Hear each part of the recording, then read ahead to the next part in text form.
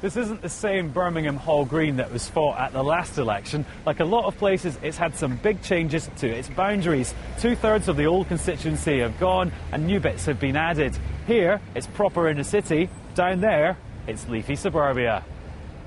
And it's a very diverse place. According to the 2001 census, 1/3 of the population in this constituency are Muslim. I visited this community centre during an event for International Women's Day.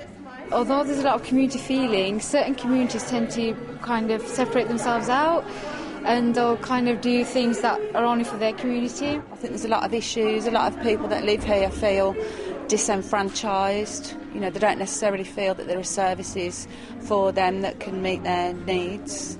Dropping in too, Salma Yaqoob, leader of the Respect Party, a local councillor. In the 2005 election, she stood in the old constituency next door and came 3,000 votes behind the sitting Labour MP.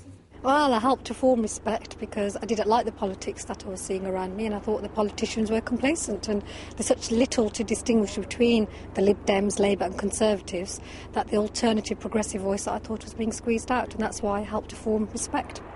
Unusually for an area where race and religion are factors, the local MP categorically refused to discuss them in an interview.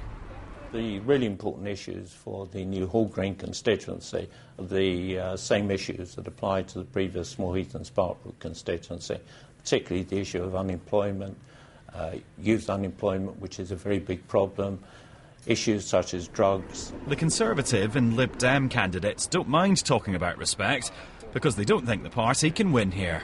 This seat essentially has 8 Liberal Democrat councillors out of 12. Liberal Democrats and Labour, according to the bookmakers, are on evens coming up to this election. It is very much a two-party contest. Whilst it's been interesting having 4 parties involved, they really, the Respect Party really are a fringe party who are going to have no impact on the final result for our country. The option is Labour or us. Respect are convinced that they can pull off the kind of victory they scored in Bethnal Green and Bow at the last election, which saw George Galloway become their first and only MP. But because Birmingham Hall Green is a new seat, it's tricky to predict exactly which direction voters will go in.